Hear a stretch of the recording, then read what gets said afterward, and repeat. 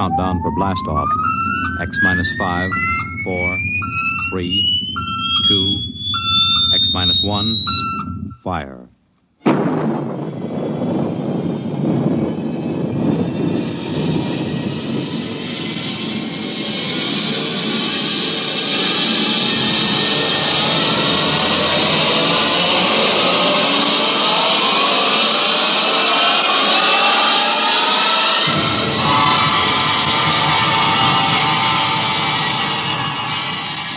From the far horizons of the unknown come transcribed tales of new dimensions in time and space. These are stories of the future, adventures in which you'll live in a million could-be years on 1,000 maybe worlds. The National Broadcasting Company, in cooperation with Street and Smith, publishers of astounding science fiction, presents X minus 1.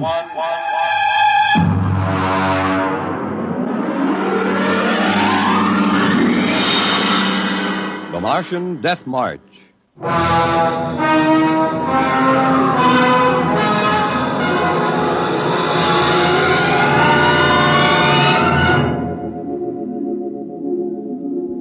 I've always been interested in lost causes. The revolt of the Scottish Jacobites against England, the last stand of the Cherokee and Sioux Indians, and the death march of the Martian Highlanders in 1997. There's been a lot written about that march. The UN Commission report covers 4 volumes, but the whole story isn't down on paper yet. I know it because I was on that march from the beginning to the end. There's one part of the story that no one ever mentions. The Martian Death March of 97 was led by an Earthman.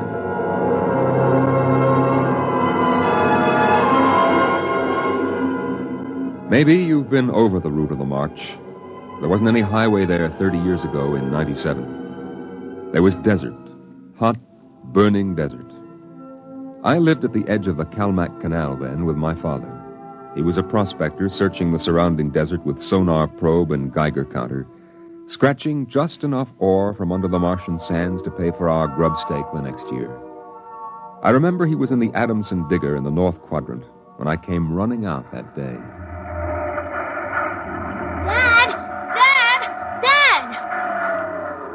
There's somebody coming, Dad, across the desert. You sure? I saw them.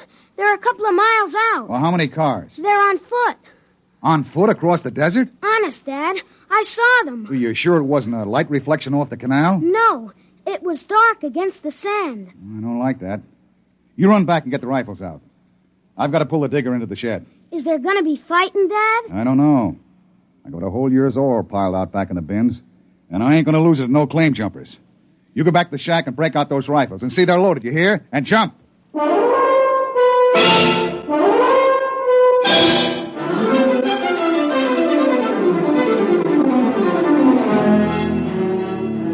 Dad had 3 surplus Army rifles and a couple of homemade grenades made out of ore cans stuffed with Adamson A explosives. We crouched inside the shack, waiting. The shadow of the water tower in the doorway grew longer as the quick Martian dusk settled down over the desert. And there they come, Al. There's 2 of them. What's that on the first one's back? Why, I haven't seen one of those in 20 years. What is it? A one-man desert tank. They used to carry water that way before Adamson put out the air-still units. There's something funny about that second one. Look, he's all spindly, and his head's funny. He's funny, all right. Al, that's a Martian. I never saw one off the reservation before. Well, there hasn't been one, not in 10 years. I don't like this. Here they come into the dooryard. You remember what I told you. Line up the sights and just squeeze the trigger. Hello! Hello there! Now, Dad? Hello! Wait a minute. What do you want? Water! I need water! Who are you? My name is John. John, huh? What are you doing with that spider? His name is Cantalcar. I don't care what his name is. What's a human doing with a Martian? I found him in the dry bed of Calmac Canal, nearly dead of thirst. He probably ran off from the reservation. When our brothers are caged, they seek freedom. Brothers? Those spiders? All living creatures are our brothers, on Mars as on Earth. Hey, wait a minute. Bert Olstrom at False Wells told me there was a screwball heads preacher over there hollering about letting the spiders loose off the reservations. Let no man call his own. No man, nor tribe, nor nation. I guess that's you, all right. Bert told me they called you Crazy John. I don't suppose there's any harm in you. Fill your tank up at the air still. And you can even have supper with us. We would be happy to. We? What do you mean, we? Cantle Carr and myself. That spider? Oh, no, I ain't having a Martian sit down and eat with me. You come on, though. Thank you, sir. No. Where my brother is not welcome, I cannot go. Well, suit yourself. Al, get the key to the water tower. Come out here. All right, Dad. And put away the guns. We won't have any trouble from these two.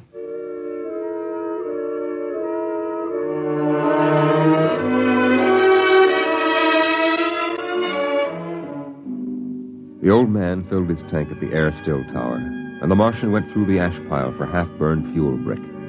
When we went to the house for supper, I could see them silhouetted against the fire. The old man with his wild hair and beard, and the thin, spidery arms and legs of the Martian. Dad, What? are all the Martians on the reservation? Yeah. All but a couple of wild ones in the mountains up north. The patrol catches a couple every year. Why? Well, they murder people. No, I mean, why are they on the reservation? Because it's the safest place to keep them, past us all. How many are there? Oh, I don't know. A few thousand. They keep dying off. Why? They catch earth diseases. Chicken pox almost wiped out the whole gang of them 2 years ago. Chicken pox? I had that. It didn't wipe me out. You ain't a Martian. I was born on Mars. Well, I mean you ain't one of those spiders. Now eat your food, it'll get cold. Okay. Dad, Oh, what now? were the Martians always on the reservation? Well, since the Outpost 3 massacre, they have been. What was that? Oh, back before you were born, they lived wild in the mountains up north. Were they fierce? Fierce enough. Only place for them spiders, behind wire. Yeah, it sure is.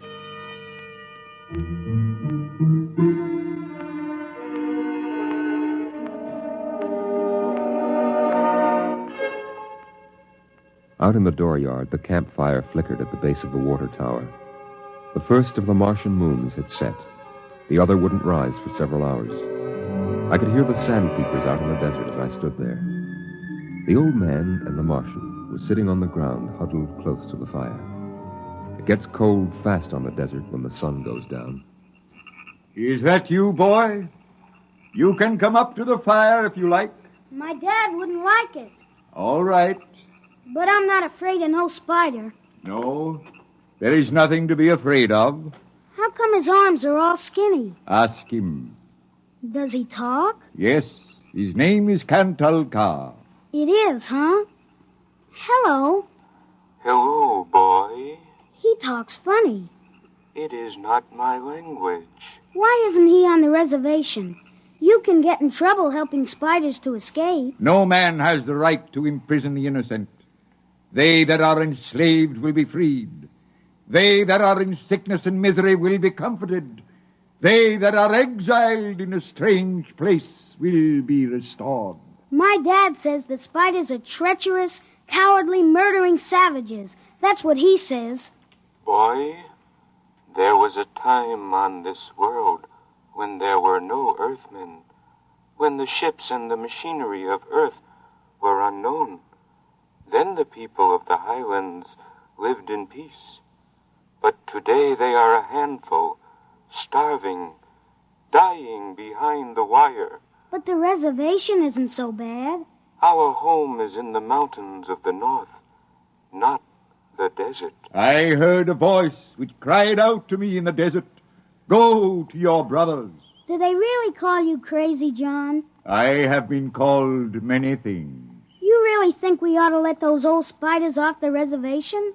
Boy, we die here in the desert. We die in the sun and of the sicknesses you have brought from earth. That's 'cause Martians are just weak.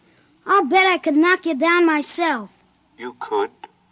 We are a different people. We have not the strength of muscle of earthmen.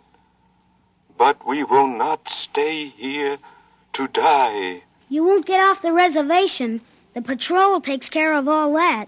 They won't let any stinking old spiders out. Ah, even in the minds of children is planted the poison of evil. How long?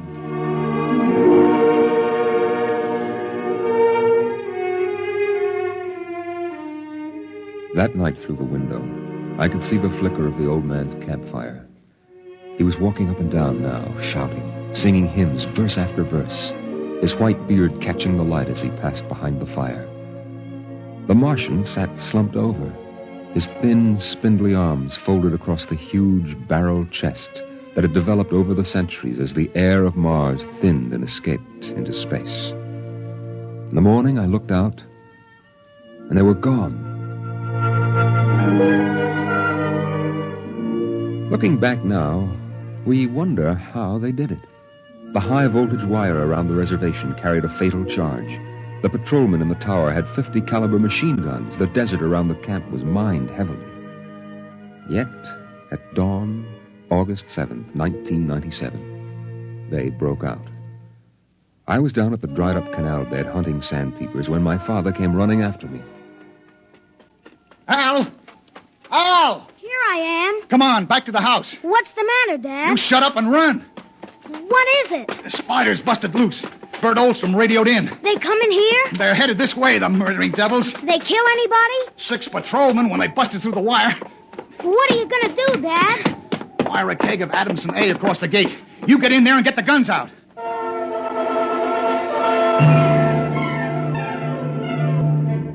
I got the rifles and shoved a full clip in each one. Then I slipped a primer fuse in the homemade grenades and lugged them out to the porch. Dad was running lead wires back to a detonator from a half keg of Adamson A he'd set across the gate. There. And that's it. Now give me one of those rifles. Will they be here soon? You can see the dust over the rise. Murdering spiders. What'll they do? I don't know. Now make sure you get a good sight, Al. Don't waste any bullets. There they are, Dad. There they come. Oh, wait a minute. Hold up now. I want to get a good shot. Let him get closer. Dad, that's Crazy John up in front. There. He's taller than the spiders. You can see his beard. You're right. Oh, that renegade rat. He probably helped him break out of the reservation. Listen, Al. If anything happens to me, you ride out back to the shed. You can hide out in the empty ore bins till they go away. Now, you got that? All right, Dad. We're going to come in. The spider's shouting something, Dad. Probably a trick. Get down a little, Al. You're in the way. We're coming in. I got him clear now. Right in the head. Up a little now. Got him! Got him, Al. Dad, look out! They've got guns! Down! Get down! Oh! Dad! Get out, Al! Get out to the shed! Dad! You're hit! Go on! Those spiders are going to rush. Now get going! No, I can't let Shut you! up and get out of here, you hear? Get out of here!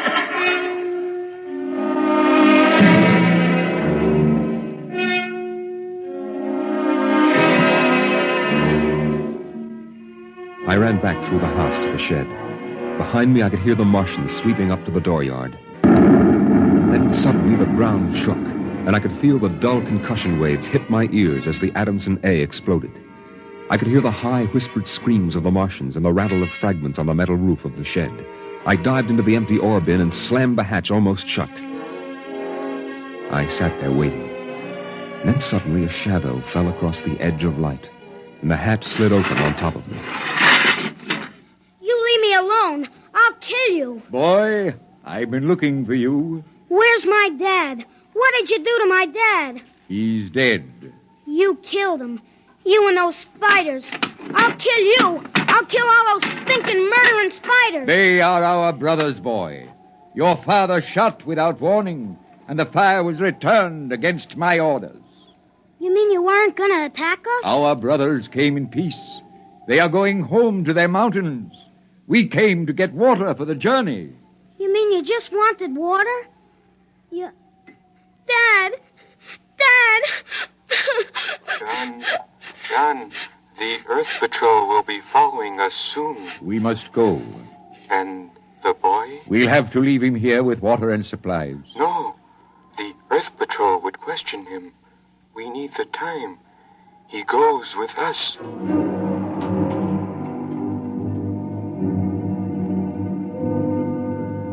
They tore the Adamson air still from the tower and mounted it on poles.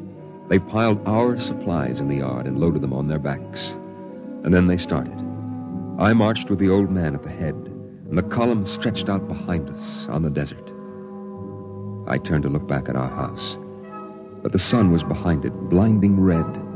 The old man pulled me around as he marched, his eyes fixed on the horizon, where far to the north rose the cool mountains that were the ancient home of the Highlanders. 14 of the Martians died the first day. They dropped to the side of the column when they could go no farther, and died. But the march went on. On the 5th day, we swung wide to avoid a mining settlement, but not wide enough. The miners were in ambush behind a pile of rocks.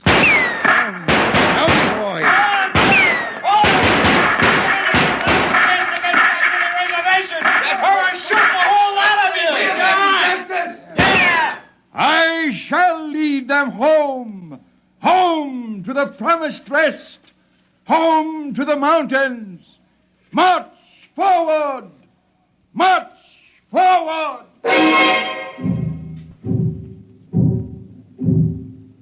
And the march went on. We wound across the desert in wild zigzags, following the paths the old man had traveled through the years.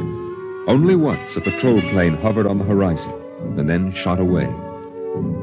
The days went on, the weeks, and the Martians died.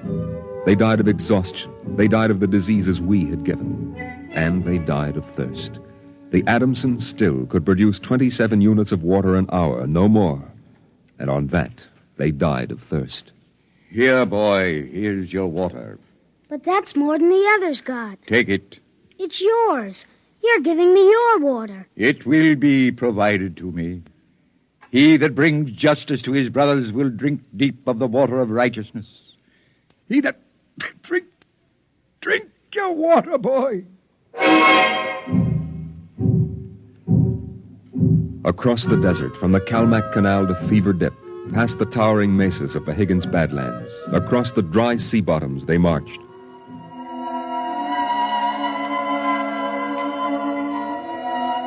On the 54th day of the march, we halted at evening.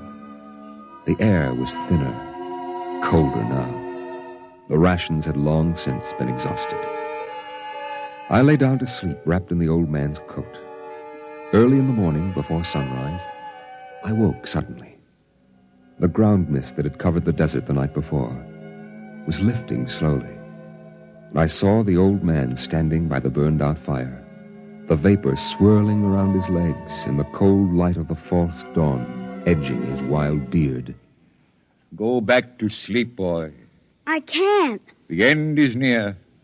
I have led them through the wilderness, dry shod across the seas, and before us lie the mountains. You mean we're almost there? When the mist is taken from the eyes of man, the place of refuge can be seen. You mean the mountains? It's over. We're there. I have led them to their home, and I must go back to the desert. You mean alone? Even now, I hear a voice in the wind. Carry the message to the men of earth. Bring to this new world the message of the old. All beings created in the universe are my brothers, and he that harms my brother harms me. Goodbye. Goodbye, boy. You'll be safe now. Goodbye, John. Goodbye.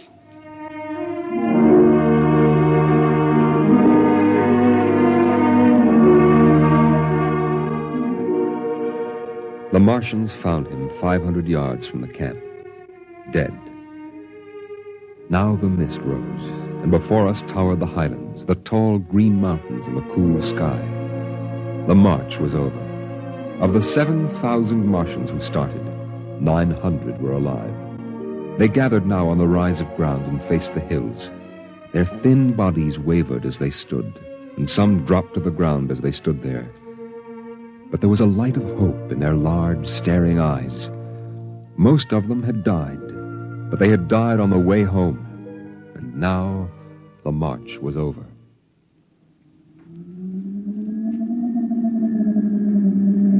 Then the patrol planes were spotted on the horizon. and within 10 minutes they had landed.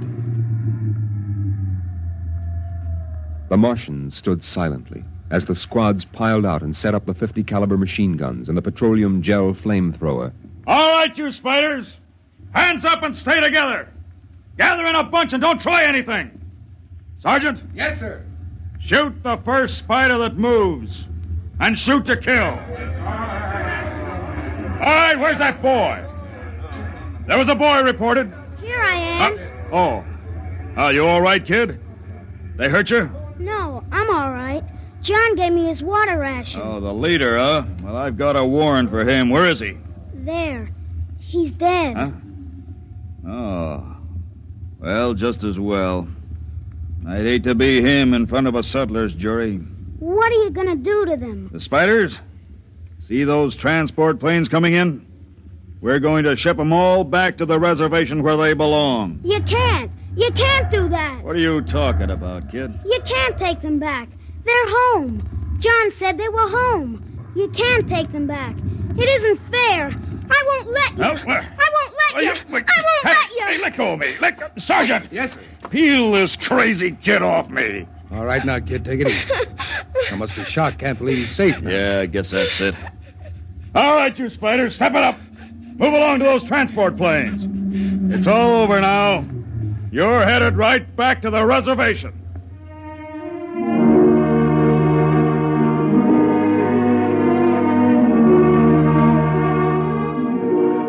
They separated them in groups of 50 and loaded them on the planes. 900 out of 7,000. And soon the first big-bellied ships waddled out on the hard sands and lifted slowly into the air, headed back to the south, flying over the trail of dead and dying who started on the march to the highlands, the march to home. Don't worry about them spiders, kid. We'll take care of them. Come on now, kid. You'll feel better as soon as you get back to civilization. I looked once more at the green mountains towering through the mist. And then, just before the motor raced, I saw John. Crazy John propped up against a dognut bush where the Martians had placed him. The wind from the south gave the wild hair and beard a rippling life. He faced the hills, the home and rest he had promised his brothers, as he led them through the wilderness of Mars.